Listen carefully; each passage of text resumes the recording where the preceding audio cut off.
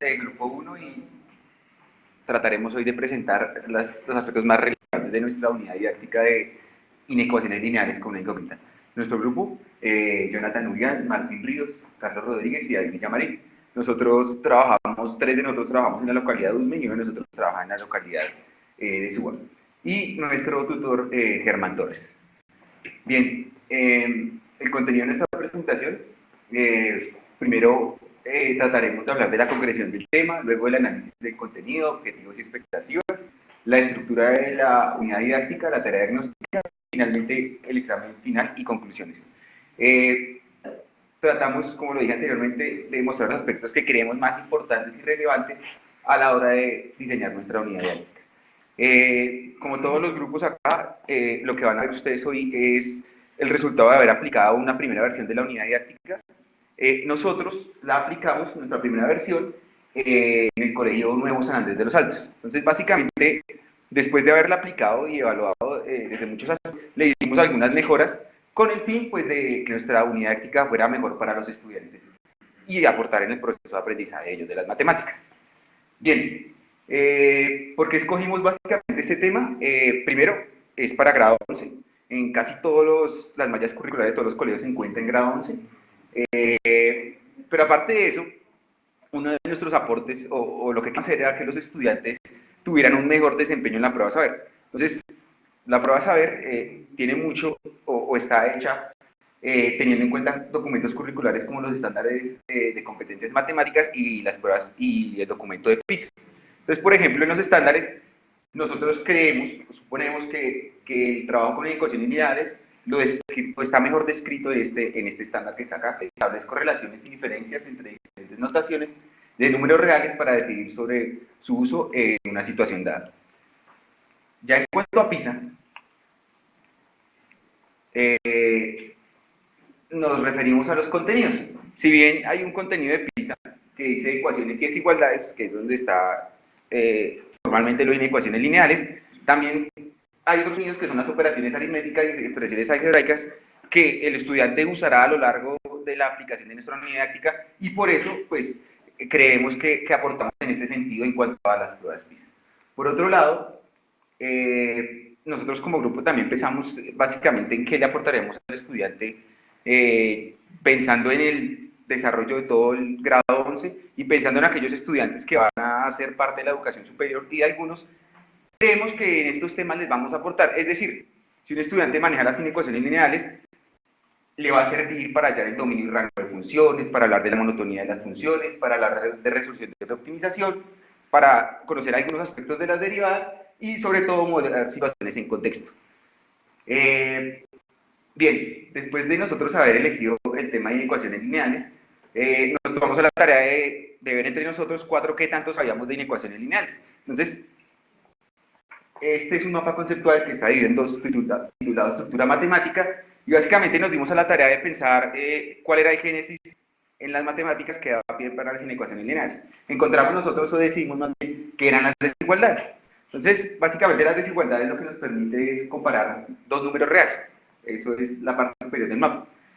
Y si yo puedo comparar dos números reales o establecer relaciones de orden, puedo, por ejemplo, hablar de unas relaciones que exponemos acá, pero lo más importante en matemáticas es que gracias a eso podemos hablar de la densidad de los números reales. Y eso es un hecho o un resultado en las matemáticas que es de gran importancia. Bien, pues a partir de las densidades de los reales, nosotros podemos hablar de cotas inferiores, superiores, y después establecer intervalos. Un intervalo será la solución de una ecuación lineal, por eso la importancia. Y bueno, los intervalos estudiamos sus formas de representar, sus formas de notación y algunos aspectos importantes en aporte a otros temas de las matemáticas.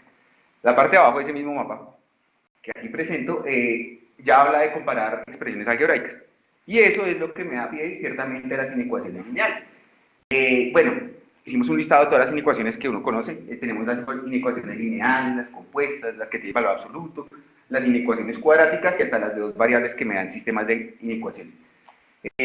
Pensamos también en cómo uno lo podría resolver, y esto de pensar cómo uno va a resolver una ecuación lineal va a ser importante más adelante, y es pensar cómo los estudiantes pueden abordar nuestras tareas. Entonces, básicamente hay dos métodos, que es el algebraico y el gráfico. Y también pensamos en todos los aportes de las inecuaciones a las ramas de las matemáticas. Entonces, en geometría, por ejemplo, encontramos la desigualdad triangular. Para la teoría de funciones, pues son importantes para la definición del límite. Y en ERA encontramos las de Diofanto, las ecuaciones de Diofanto, que sirven para solucionar ecuaciones cuadráticas. Bien, otro mapa de tantos que hicimos, aquí sí partimos de las inecuaciones lineales. Y ahí pues nombramos los aspectos más relevantes. Este mapa es más específico, sin embargo, debo resaltar que no todo lo que está en este mapa se trató en la unidad didáctica. Como les digo, esto es a ver qué sabíamos, pero es de mucha importancia para hacer nuestras actividades de la unidad didáctica. Entonces aquí resaltamos los tipos de inecuaciones, las formas de solucionarlas. Importante, por ejemplo, hablar de los intervalos y de cómo representarlos. Entonces, podemos representar una recta numérica de forma simbólica y tenemos intervalos abiertos, cerrados. Esto es en cuanto a la cuestión matemática.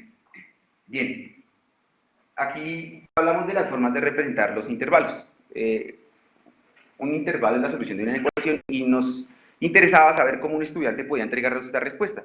Nosotros establecimos que un estudiante puede entregarlo en tres sistemas de representación: en el simbólico algebraico y en el geométrico. Entonces, por ejemplo, en el simbólico, el estudiante tiene que hacer uso de muchos símbolos y signos, como son los paréntesis, las comas, el símbolo del infinito, y todo eso tiene un significado para el estudiante. El otro es con la notación de conjuntos, y por último, en el sistema de representación geométrico, pues tiene que ver con la recta numérica. Es importante acá mencionar que cualquier sistema de representación usted puede ir a los otros sistemas y viceversa. Hay una traducción que el estudiante puede hacer allí.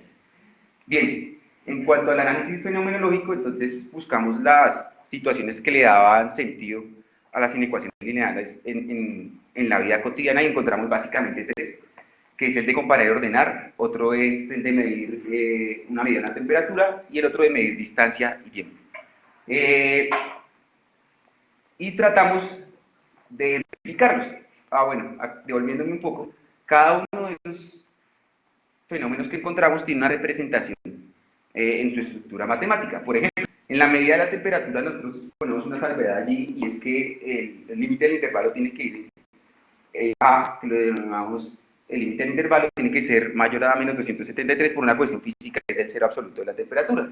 Por ejemplo, para medir distancias, el límite del intervalo debe ser 0 como mínimo, porque pues ninguna distancia me va a dar menor que 0. Tratando de ejemplificar mucho estas situaciones y relacionándolo con los contextos de PISA, entonces encontramos, por ejemplo, el contexto profesional. Entonces allí pensamos que el estudiante puede hallar un intervalo de tiempo en el que debe administrar un medicamento. Eso es el contexto profesional. En un contexto, por ejemplo, social, en un contexto científico, entonces encontramos hallar un intervalo de tiempo en el que un objeto se ubica en cierta posición. Después de realizar todo este estudio, nosotros, ahora sí, dedicándonos a la unidad didáctica, ya más en específico, tratamos de plantear dos objetivos. Esta no es la primera versión de los objetivos, tuvo muchos arreglos, y bueno, aquí están los objetivos, pero básicamente el primer objetivo es: nosotros queremos que con nuestra unidad didáctica el estudiante pueda resolver una inecuación lineal utilizando un algoritmo. No hay un algoritmo en específico, nosotros encontramos dos formas por las cuales un estudiante puede resolverlas. Y nuestro segundo objetivo tiene que ver con la solución de problemas. Entonces, plantear una ecuación lineal para solucionar una situación en contexto y validar su respuesta. Allí básicamente nosotros le entregamos al estudiante una situación en contexto, y el estudiante tenía que plantear una inecuación para tratar de resolverla. Pero lo más difícil ahí era que el estudiante validara su respuesta, es decir, que encontrara un sentido, entre la solución de la inecuación y la situación en contexto. Eso es básicamente el inicio de nuestra unidad didáctica, que son los dos objetivos. Listo. Continuando, entonces tenemos, a partir de esos dos objetivos que nosotros planteamos, los caracterizamos. ¿Qué significó caracterizar? Significó mirar cuáles eran los procedimientos que debía hacer el estudiante para poder solucionar el problema o la situación que se le planteara. En este primer caso, pues tenemos unos criterios de logro o unos caminos que va a tomar el estudiante para solucionar. Recordemos que el primer objetivo decía implementar el algoritmo y adicional a implementarlo debía solucionarlo y representar su solución. Entonces él hacía el proceso de la siguiente manera: inicialmente identificaba que era una inecuación lineal, identificaba cuál era el símbolo de la desigualdad. Estoy en el segundo, que se me fue. Listo. Luego él decidía uno de los caminos para solucionar esta inecuación lineal, que en un caso podía ser sustituir valores, o sea, hacerlo como por ensayo de error para determinar cuáles valores eran la solución del intervalo, o podía irse por procesos netamente algebraicos. Si el estudiante se iba por procesos netamente algebraicos, él iba a tomar otra decisión donde hacía la aplicación de, digamos, la forma de despejar, pasando de un lado al otro los signos, o el estudiante simplemente hacía el cambio del sentido de la desigualdad, aplicando una propiedad exclusiva de las inecuaciones, que es cuando el valor es negativo, se multiplica por un negativo, la inecuación se debe cambiar el sentido de la desigualdad. Luego de esto, él debía identificar si el límite del intervalo pertenecía y decidía cómo representarlo.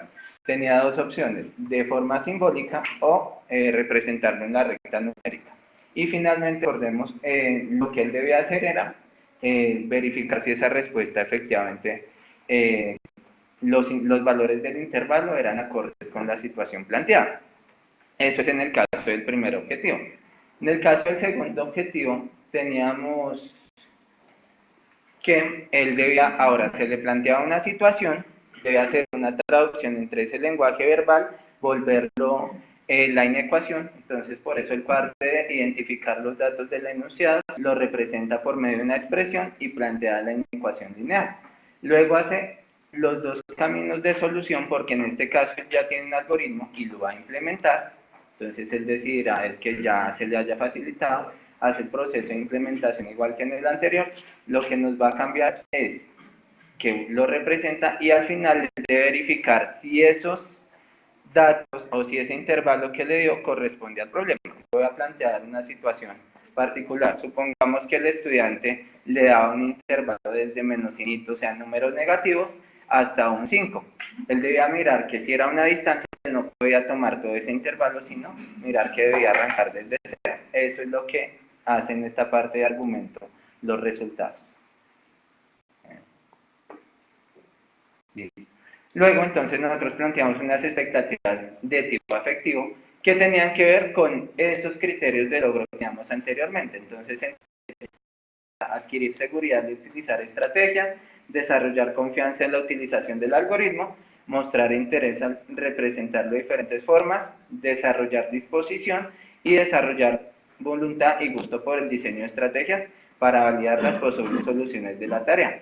Esta quizá fue una de las que más debimos trabajar en la unidad didáctica, porque no tenían la cultura para eso, para verificar o tener estrategias para verificar sus respuestas. Entonces, luego ya en la parte de la unidad didáctica tenemos una tarea diagnóstica en la que buscamos qué conocimientos previos debe tener el estudiante. Entre ellos está: para solucionar inecuaciones debe saber solucionar ecuaciones, debe saber operaciones algebraicas entre ellas, debe reconocer los símbolos de la igualdad y poderlo plantearlo entre valores de números. Adicional, debe ser capaz el estudiante de hacer una traducción entre un lenguaje verbal y plantear por lo menos una expresión algebraica. No necesariamente en estos momentos lo debe hacer como una inecuación, ya que era el objetivo de nuestra unidad didáctica. Y debe estar en la capacidad de representar valores en la recta numérica, que eso era lo que se evaluaba en la... Luego entonces tenemos, para el objetivo 1 planteamos 3 tareas, que es ecuaciones versus inecuaciones, el problema de Camilo, tablero de inecuaciones. El objetivo 2 es, planteamos 2 tareas, promedio de notas, y la tarea 2.2, que es servicio de gasto. Y finalmente se hacía el examen final, donde se verificaba si el estudiante efectivamente había adquirido pues esos conocimientos que esperábamos enseñarle con estas tareas de aprendizaje.